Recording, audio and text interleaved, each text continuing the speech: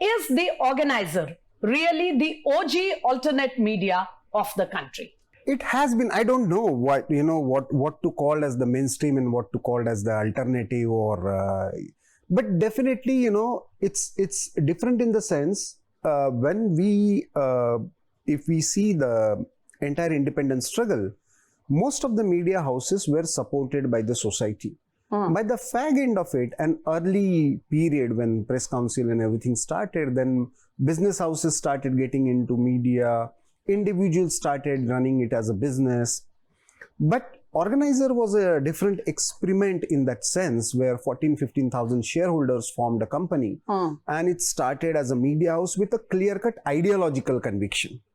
So the debate that time was happening around was, one, related to partition, two, after independence, what kind of India that we want to see. And taking inspiration from the cultural nationalist thought, mainly propounded by RSS, organizer was conceived as a media house that clearly saw Bharat as an ancient civilizational nation. We may be constructing a new state after, the post-colonial world.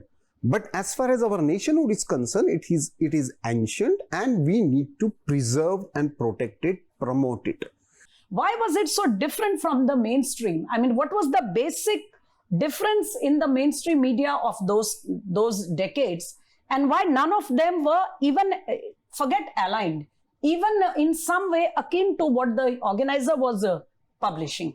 See, that time the problem was not with the general media scenario, but the problem was with the English elite media scenario, or rather intellectual space, as Radhakrishnan Commission has talked about in its first report on Indian education system, or Kothari Commission later.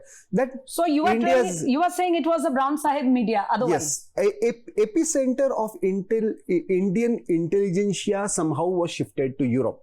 So everybody, I won't call them, in present day discourse, generally people tend to call anybody and everything as, national versus anti-national. I don't see it binary way.